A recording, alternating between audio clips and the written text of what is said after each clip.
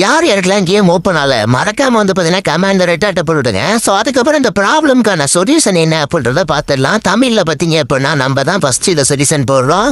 So server வந்து பார்த்தீங்கன்னா busy ஆகிட்டு இருக்கேன். கேமை பற்றி உங்களுக்கு நல்லாவே தெரியும். இப்போ லைவ்ல ஹேக்கு போட்டு விளாட்றவங்க அதிகமாக போயிட்டாங்க.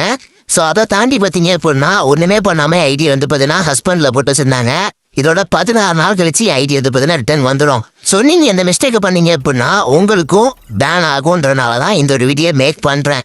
ஸோ பார்க்கறதுக்கு சிம்பிளாக தரலாம், வீடியோ செகண்ட்ஸ்லாம் கம்மியாக தரலாம். பட் இருந்தாலும் நீங்கள் VPN கனெக்ட் பண்ணிட்டு கேம் ஓப்பன் ஆயிடுச்சு ப்ரோ, சர்வர் பிஸிலேருந்து போயிடுச்சு ப்ரோன்னு நினச்சிங்கன்னா அதர் சர்வர் போகிற மாதிரி கணக்கில் சேரும். உங்கள் அக்கௌண்ட் வந்து பார்த்தீங்கன்னா ஹஸ்பண்டில் ஒருவருக்கு வாய்ப்பு இருக்குது. So VPN தவிர்த்துங்க. அதே மாதிரி பார்த்தீங்க அப்படின்னா நீங்கள் அதர் சர்வரில் போயிட்டு லாகின் பண்ணிட்டு இந்தியன் சர்வர் லாகின் பண்ணக்கூடாது. ஸோ அதர் சர்வர் ஐடி இருந்தது அப்படின்னா லாக் அவுட் அடிச்சு விட்ருங்க மொபைலை விட்டு. So Free Fire Max use பண்ணிங்கன்னா ஃப்ரீ ஃபயர் மட்டும் யூஸ் பண்ணுங்க. ஸோ அதை தாண்டி ஃப்ரீ ஃபயர் மேக்ஸ் யூஸ் பண்ணிட்டு ஃப்ரீ ஃபயர் யூஸ் பண்ணாதீங்க. இந்த மாதிரி யூஸ் ஆனாலும் உங்களுக்கு ஐடி சஸ்பெண்ட் ஆக வாய்ப்பு இருக்கு. ஹேக் யூஸ் பண்ணி விளாடாதீங்க, ஐடி பேன் ஆக கூட வாய்ப்பு இருக்கு. சேனல் எதா இருந்தாலும் அது கொஞ்சம் ஆதரவு கொடுங்க. உங்க பொண்ணான கையை கொண்டு அந்த பெல்ல தட்டிடுங்க. அவங்களுக்கு சப்ஸ்கிரைபர் 5-10 ஏறுனா அவங்க மனசு சந்தோஷப்படும். அவங்க வீடியோவும் பாருங்க.